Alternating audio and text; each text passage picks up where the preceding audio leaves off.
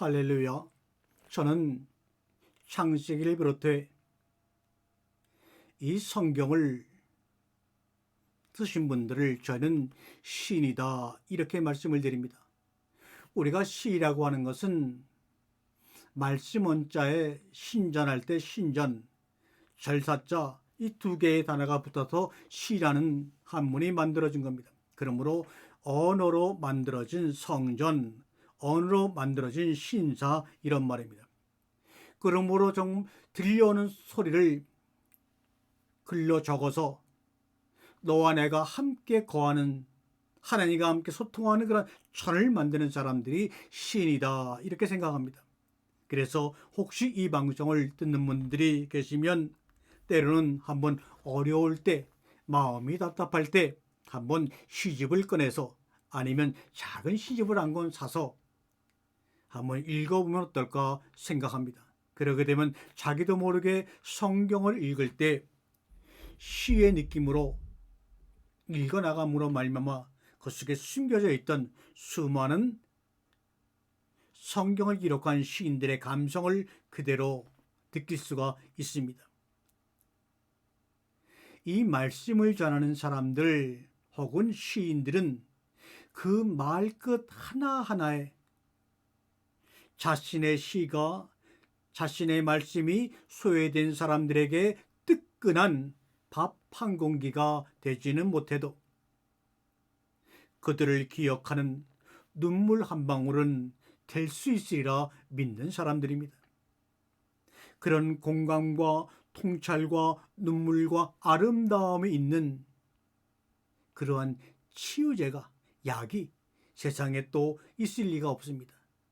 오늘 여러분과 함께 나누는 이 시인으로서의 이 최 목사가 전하는 이 말씀들이 여러분에게 멋진 한 장의 따끈한 밥을 차려줄 수 있는 능력은 없을다 할지라도 이 말씀을 듣고 있는 성도 한 사람 한 사람들이 흘리는 그 눈물방울을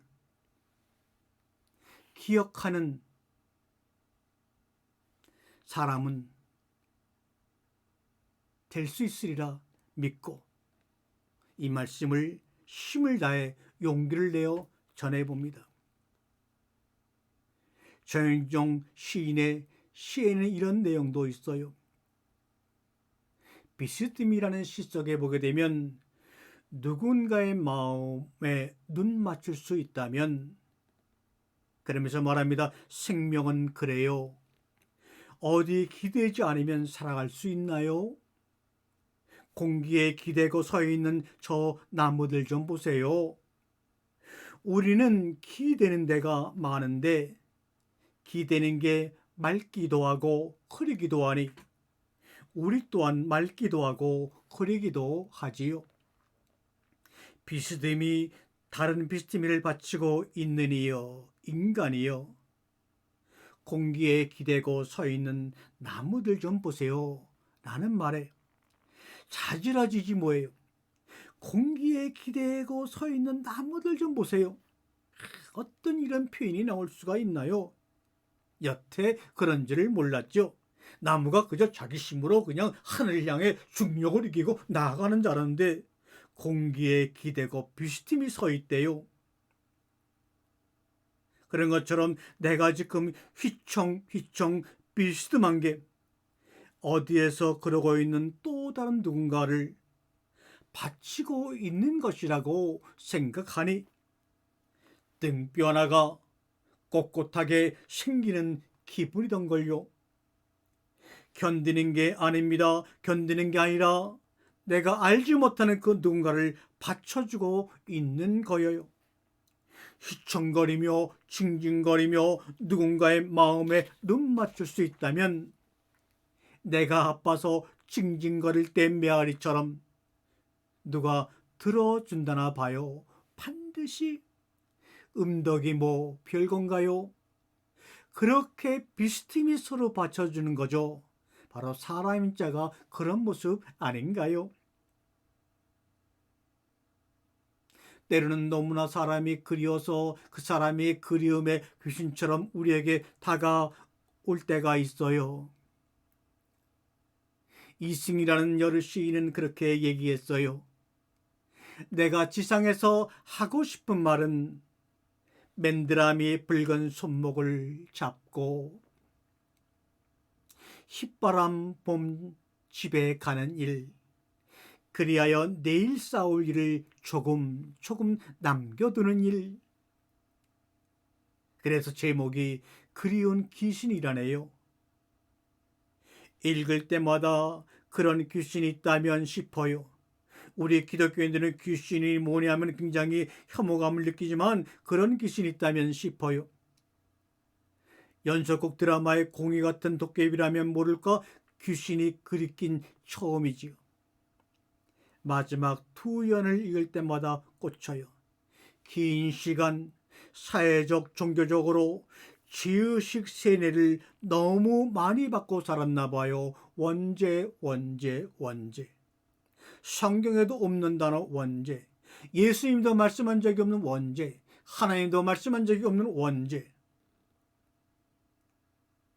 원죄를 생각할 때마다 하나님보다 예수님보다 더 앞서가는 인물이 있는 것처럼 잘못 생각을 할 때가 있어요.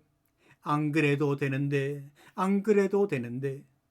그러니 괜히 싸울 생각 못하고 위축될 수밖에 없잖아요. 결국은 원죄가 내 운명을 지배한다면 말이에요. 내 탓하지 않고 부당하게 나를 공격하는 모든 것들 향한 싸움에서 그렇게 맨드라미 붉은 손을 잡고 휘바람 불며 집에 가면 다시 넉넉하게 싸울 수 있을 거예요. 어떤 싸움인들, 어떤 환경인들, 어떤 고난인들 우리가 못 이기겠어요.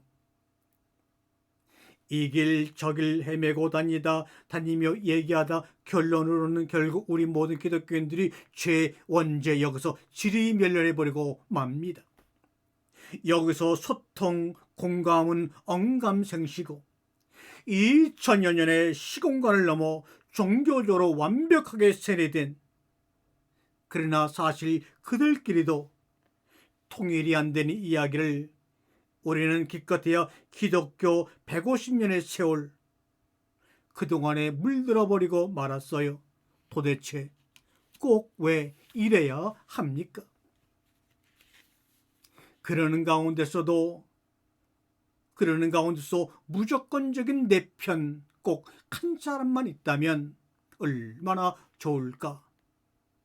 이렇게 고민하며 사방에 찾으려고 몸부림치다가 만난 분이 바로 예수 그리스도, 나의 구주요 메시아입니다. 아무짝에도 쓸모없을 것 같은 편파성이 기묘할 때가 있어요. 내가 누군가의 꼭 한 사람이 되어줄 때입니다. 내가 누군가에게 꼭 필요한 한 사람이 될 때입니다. 묻지도 따지지도 않고 오직 너라는 이유만으로, 아담이라는 이유만으로 내 말이 그 말이야 맞장구 쳐주고 함께 펑펑 울어주는 편파적인 사람이 바로 그 꼭 한 사람입니다. 이것이 바로 예수님이 우리를 향한 모습이라는 것 여러분 아시나요? 속세에서는 엄마, 친구, 연인, 스승, 동지라는 이름으로 존재하는 공감의 동지들입니다. 생명과 평화의 효신자들입니다. 하지만 누군가의 꼭 한 사람이 되어주는 일은 생각보다 쉽지가 않아요. 예수님의 모습을 보더라도 그 누군가의 꼭 한 사람이 되기 위해 자신을 십자가의 죽음에 던지기를 망설이지 않았던 걸 생각할 때 쉽지만은 않겠구나 생각이 됩니다. 더군다나 상대가 고통이 큰 상황일수록 더욱더 그럴 것입니다. 이렇게 무조건 지지하는 게 옳은지, 몸에 좋은 약이 쓴 법이라는데 냉정하게 올바른 말을 제대로 해주는 게 더 도움이 되지 않을지 고민하지요. 성각을 아는 일에 하나가 되면 죽을 것이라고 하면서 정말로 성각으로 이원적으로 쪼개버리는 것이 좋을지 말입니다. 이러다 내가 무조건 그를 지지해 주다가 그가 내게 지속적으로 과도하게 의존하면 감당할 수 있을지 고민이 된다고요. 내가 그에게 꼭 한 사람이 될 자격이 있기는 한 건지 갈등하게 됩니다. 끝까지 함께 할 수 있을지 두렵기도 합니다. 하지만 그런 갈등까지 포함해서 누군가의 꼭 한 사람이 되어 주는 일은 언제나 옳습니다. 국민 행복 지수가 가장 높은 나라 부탄에서는 필요하다와 원하다가 같은 단어라고 합니다. 내가 원하는 건 그게 지금 내가 필요해서야 이 말입니다. 마치 임신부의 식성과 닮았습니다. 임신부가 땡기는 음식은 태아나 예비 엄마의 몸이 지금 그걸 필요해서입니다. 예전에 한 번도 먹어보지 않았는데 지금 왜 그렇게 땡기는지 분석할 필요가 없습니다. 필요해서 땡기는 겁니다. 자기 결정에도 그 공식은 늘 그대로 적용이 됩니다. 내가 그렇게 선택한 데는 반드시 이유가 있다. 필요해서다. 그러므로 모든 나의 끌림은 늘 옳다라고 하는 것을 지지해 주면 얼마나 좋을까요? 여러분과 나가 우리 당신의 존재 자체가 누군가에게 로또가 되어줄 때 내가 꼭 한 사람이 되어주기로 결심한 사람이 동성애자면 어떻고 직업을 바꾸면 어떻고 미혼모면 어떻고 번번이 지는 싸움만 하면 어떻습니까? 묻지도 따지지도 않고 응원해줘야 마땅합니다. 나도 그렇듯 그도 그런 응원자가 있어야 살 수 있습니다. 당신이 응원자가 순간순간 그에게 로또입니다. 저도 이 말씀을 전하고 있지만 저에게도 그런 사람이 날마다 필요하고 절실합니다. 로또 1등은 81만 분의 1 정도 확률이라고 하네요. 비유하자면 한 사람이 벼락을 6번쯤 맞을 가능성이 바로 로또 1등이라고 합니다. 상상도 잘 안 되는 비현실적인 확률이지만 거의 매주 이런 확률의 주인공이 등장하지 않습니까? 그래서 거기에 희망을 걸고 간절하게 희원하는 일들이 그렇게 많다고 합니다. 하지만 현실 세계에서 당신이 누군가에게 그런 로또일 수 있다는 사실을 눈치채는 사람은 정말로 드뭅니다. 여러분들의 환한 웃음이, 깊은 포옹이, 맑은 눈물이, 운물 같은 깊은 끄덕임 한 번이, 심지어는 당신의 존재 자체가 지옥 같은 상황에 빠져있는 누군가에겐 로또가 된다는 사실을 알기만 해도 그 지옥은 저만치 물러갈 것이고 사탄과 마귀는 감히 달랠 생각을 못할 것입니다. 보시기엔 매우 좋았더라. 창세기 1장 31절의 말씀입니다. 매우드라고 번역된 이 매우라고 번역된 매우드라고 하는 히브리어 철자는 앞뒤 글자만 바꾸면 그대로 아담이 됩니다. 그래서 히브리 사람들은 아담과 매우라는 말을 서로 겹쳐서 반어법으로 사용합니다. 그러므로 보시기에 매우 좋았더라는 말은 보시기에 좋았더라, 무엇이 아담이 좋았더라 이렇게 번역합니다. 어느 부모가 자녀들의 잘못 혹은 불순종한 것을 가지고 평생 너는 죄인이야, 너로 인해 너의 자손들도 내 손자들도 죄를 받을 거야, 너로 인해 모든 너의 후손들은 저주를 받을 거야 할 부모가 어디 있습니까? 그런데도 우리는 그렇게 성경을 믿고 있어요. 나의 죄 때문에 아버지가 대신 사형을 받았다면, 나의 죄 때문에 아버지가 대신 죽었다면, 정신이 제대로 박힌 자녀라면 그 죄책감 때문에 죄로 인해 죽는 것보다 더 못한 인생을 살 수 있었을 것입니다. 그런데 뭐야? 난 하나님이야. 난 죽는 너희와 달러 안 죽었어. 어차피 죽지 않으니 죽는 것은 무슨 의미가 있겠습니까? 어차피 죽지 않을 하나님이라면 죽는 것이 그분에게는 무슨 의미가 있겠습니까? 우리에게 의미가 있는 것이지요. 십자가에서 아버지의 신분에서 하나님의 신분으로 컴백, 이게 뭡니까?